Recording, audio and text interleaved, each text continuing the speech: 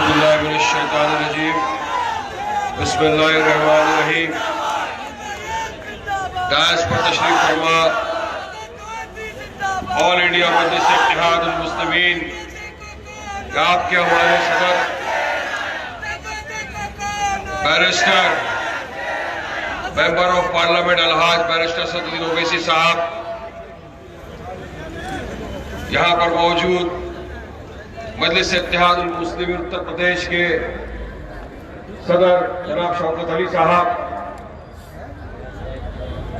हमारे spokes person जनाब सैयद असीम वकार साहब, हैदराबाद से आए एक्स मेयर और कॉरपोरेटर जनाब माजिद हुसैन साहब, पूर्व सांसद और शेर पूर्वांचल जनाब अतीक अहमद साहब के बेटे अली साहब, उनका परिवार फैमिली और यहाँ पर मौजूद तमाम मजलिस इत्तेहादुल मुस्लिमीन के जिम्मेदारान, मेरे दोस्त, मेरे बुजुर्ग, मेरे भाइयों और मेरी माँ बहनें।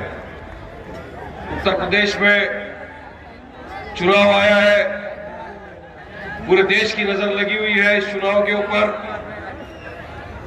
चुनाव को महीना 2 महीना सिर्फ बचा है, मगर चुनाव की सरगर्मियां सब तरफ फैली हुई है। जिस तरह से मुख्तलिफ पार्टियां इस मर्तबा भी चुनाव में हिस्सा लेगी, आपकी अपनी जमात, आपकी अपनी पार्टी मजलिस इत्तेहादुल मुस्लिमीन भी पूरी तरह से जोर और खोर से उत्तर प्रदेश की चुनाव में हिस्सा लेगी इस मर्तबा इंशाअल्लाह। हमारी लड़ाई तो किसी एक से नहीं है, हमारी लड़ाई एक तरफ बीजेपी से है, दूसरी तरफ समाजवादी पार्टी, बीएसपी, कांग्रेस, अन्य दल सबके साथ में है।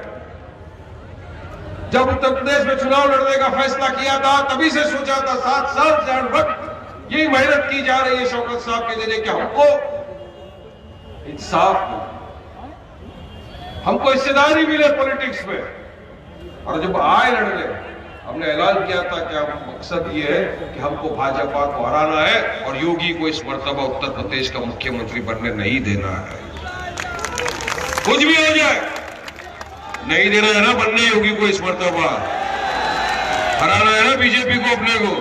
हाँ, हमने कहा था जो भी चाहता है भाजपा को हराए, आए हमारे पार्टी के सदर बैरिस्टर सदरुद्दीन ओवैसी साहब के कांधे से कांधा मिलाए, लड़े, हराए बीजेपी। अगर नहीं आ रहा है, आपकी मर्जी, किसी के पास कटोरा लेके नहीं जाएंगे, आइए हमको नहीं जी साहब, नहीं, वो दिन चले गए। अब बराबरी की बात होगी, एक कुर्सी पर आप बैठेंगे, एक कुर्सी पर हम बैठेंगे, हिस्सेदारी की बात करेंगे। लड़ाई उत्तर प्रदेश में 7 बरस से आप देख रहे हो कि क्या तांडव चल रहा है। 5 बरस से मोदी राज आपने देखा है, किस तरह से सरकार तो एंटी मुस्लिम है, हमेशा से हम कहते हैं, और ये बीजेपी सरकार कभी सुधरने वाली भी सरकार नहीं है। हर रीत से आपके सामने नीति आयोग का रिपोर्ट आया है अभी। रिपोर्ट ये दर्शाता है कि हिंदुस्तान के 3 जो स्टेट्स हैं, जो सबसे पुअरेस्ट और पुअरेस्ट में आते हैं, गरीबी की जो सबसे ज्यादा जहां पर है, वो एक बिहार है, झारखंड है और तीसरा आपका अपना उत्तर प्रदेश। तो क्यों यहां पुअर है, क्यों गरीबी है, क्यों विकास नहीं किया? पता चला, लोगों ने पता चला है कि यहां पर विकास के नाम पर सिर्फ एक ही काम हुआ है, नामकरण। योगी जी ने सिर्फ नाम बदले, यहां जगहों के नाम। अरे जगहों के नाम बदलने से क्या युवाओं का मुकद्दर बदल जाएगा?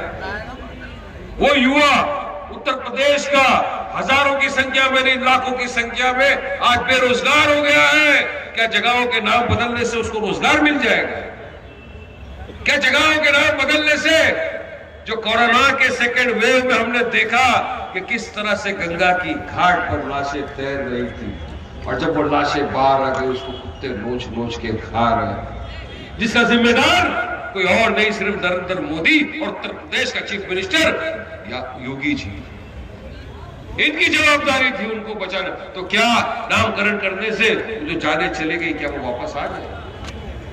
क्या उनके घर वालों को वो परिवर्तन वापस मिल जाएंगे जिन्होंने अपनी जानें खो दी? नहीं। और विकास क्या किया है योगी जी ने? और एक विकास किया है, ठोक डालूंगा वाली पॉलिसी।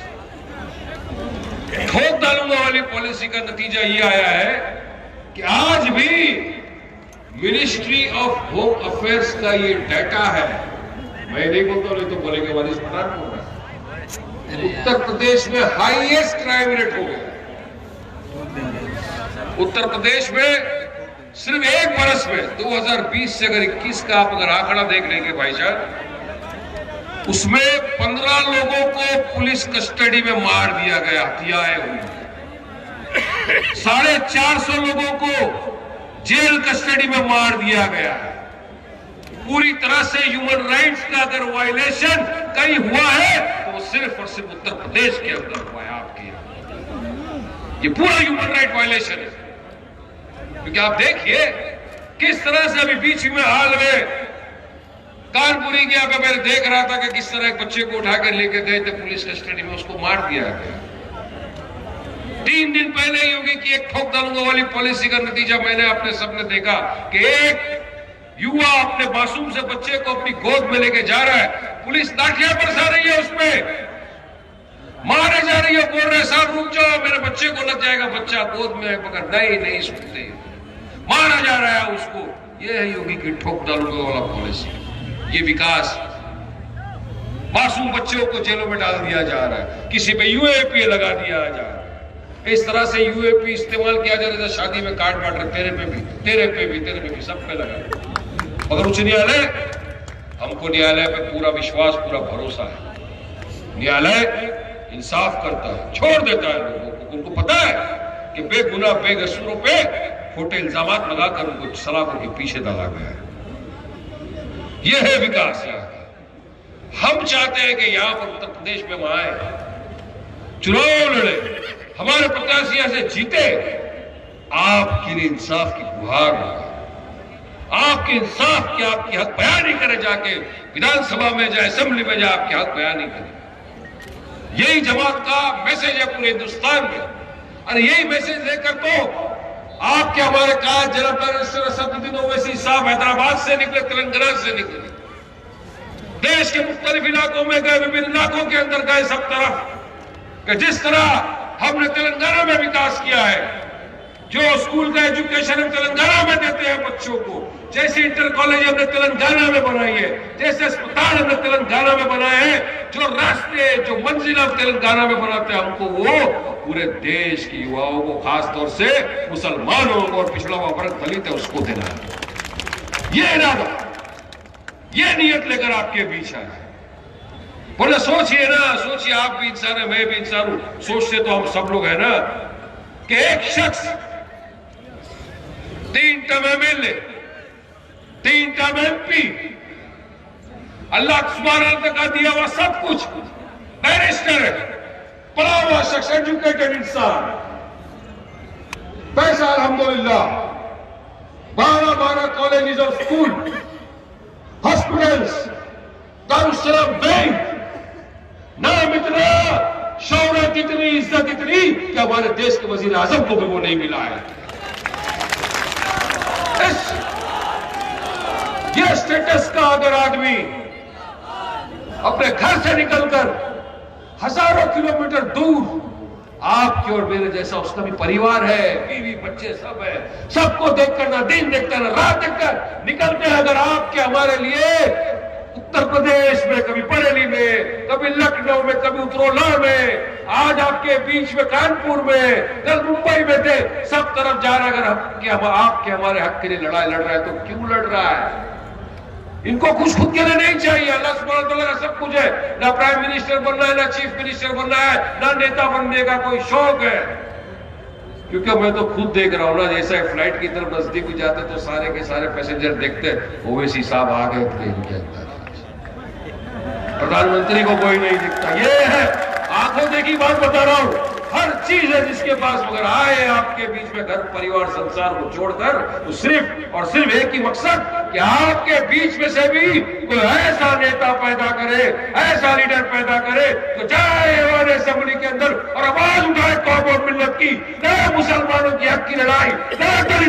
की लड़ाई और इंसाफ दिलाए। तो 70 साल से हमारे साथ बेइंसाफी हुई है, उस सजा का इंसाफ नहीं हुआ असेंबली के अंदर।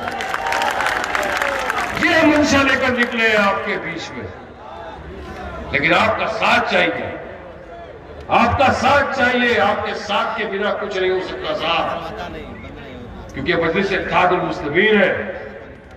मैं आपको मेरा उदाहरण देना चाहता हूं साहब। आप बोलेंगे नहीं कैसा हो जाता, ये वक्त बहुत कम है, कैसा लड़ेंगे, कैसा जीतेंगे। नहीं, अगर दिल में इरादा है, नीयत साफ है, तो अल्लाह सुब्हानहू व तआला तुमको कामयाब करता है, मंजिल आसान हो जाती है तुम्हारी हमेशा। मेरा ईमान है ये।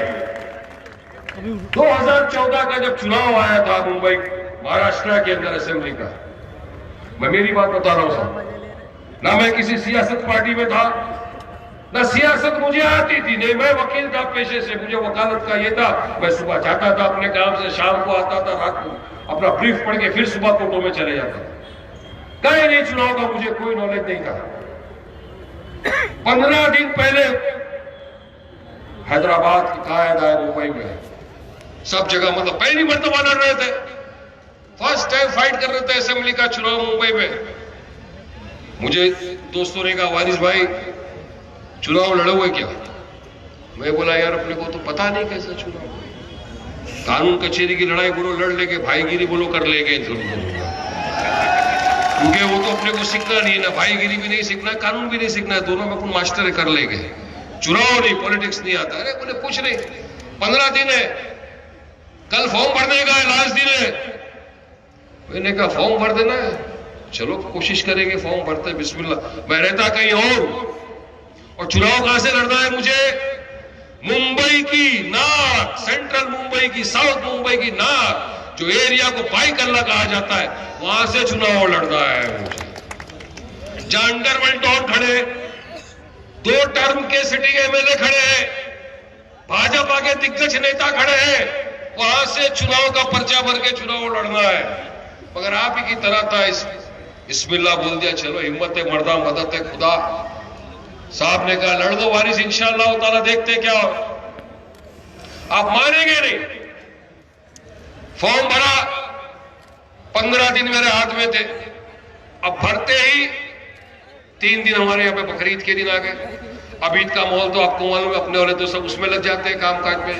4 दिन तक कुछ नहीं हुआ, ना मुझे कोई ऑफिस दे रहा था, ना कोई चीज मेरे पास था कि मैं ऑफिस दूं, ये वो बहुत ट्राई किया। हमारे हैदराबाद के हमारे सारे प्रेसिडेंट वहां पे थे, हैदराबाद के जवाबदार जिम्मेदार हमारे कॉर्पोरेटर आए, पूरी मुंबई के अंदर मुख्तलिफ हल्कों के अंदर चुनाव लड़ रहे थे, कहीं नहीं हो रहा था। एक दोस्त का गोदाम मिल गया मुझे अत्तर का, वहां से अपने प्रचार किया, 7 दिन प्रचार किया। 7 दिन के प्रचार में वहां से बाईकल्ला, जो मुंबई की नाक कहा जाता है, वहां से आपका अपना भाई, आपका बेटा, आपका दोस्त वारिस पठान को जिता के लाया।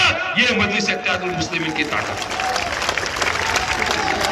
अगर 14 दिन में एक नॉन पॉलिटिकल इंसान जीत कर हमारे असेंबली में जाता है, हक और लड़ाई लड़ता है, तो सोच लीजिए कि अगर मजलिस इत्तेहादुल मुस्लिमीन ने यहाँ पे 4 महीना काम कर दिया और आपने सबने मेहनत की, तो हम उत्तर प्रदेश से कितने लोगों को चुन के भेज सकते हैं।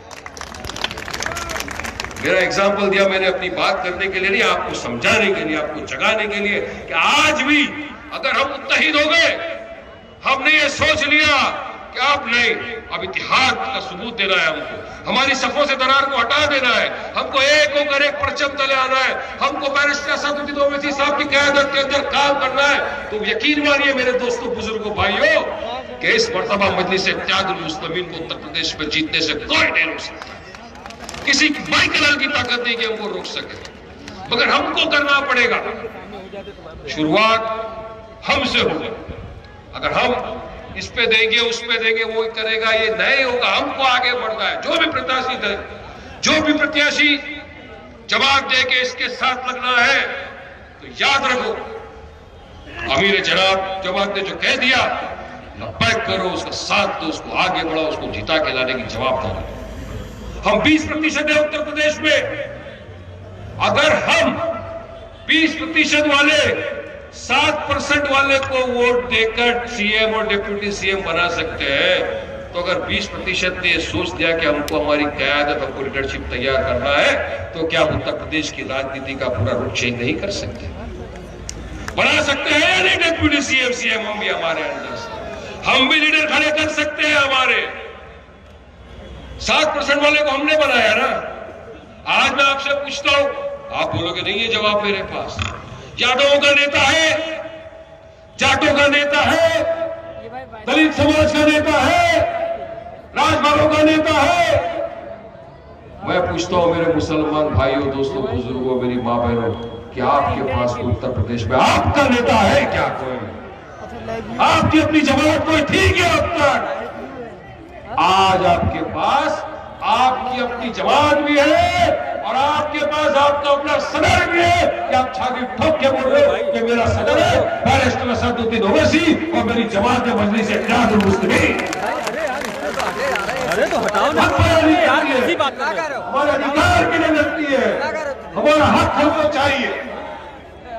मुझे याद है अभी भी 2012 का जब घोषणा पत्र निकला था समाजवादी पार्टी की तरफ से, अखिलेश यादव ने कहा था उसमें, अगर हम उत्तर प्रदेश का चुनाव जीते तो हम मुसलमानों को एजुकेशन में और जॉब में रिजर्वेशन देंगे। है घोषणा पत्र मिटते नहीं, सब स्टोर रहता है, सब कुछ है, दिखा सकते। दिया क्या आपको रिजर्वेशन? ना मिला है ना मिलेगा। लेकिन अगर मजलिस इत्तेहादुल मुस्लिमीन के प्रत्याशी जीत के आते तो इंशाअल्लाह हमारी लड़ाई लड़ते रहेंगे, फाइट करते रहेंगे, आपके हक के लिए लड़ते रहेंगे, आपके रिजर्वेशन के लिए लड़ते रहेंगे, आपके आने वाले बच्चों को अच्छा एजुकेशन मिले उसके लिए लड़ाई लड़ते रहेंगे। आप 70 साल चले गए, 75 साल हो गए, बहुत हो गए। अब ये गुलामी की जंजीर तोड़ो मेरे भाइयों, दोस्तों, बुजुर्गों, बहुत गुलामी कर ली। अपनी क़यादत बनाओ, अपने आप को मजबूत करो, लीडरशिप तैयार करो, वरना देख लो मेरे भाइयों, बुजुर्गों, दोस्तों, कि आज देश के जो हालात है आप तमाम के सामने। आप तो सियासतदान और पॉलिटिक्स के अंदर उत्तर प्रदेश का एक बच्चा माहिर है।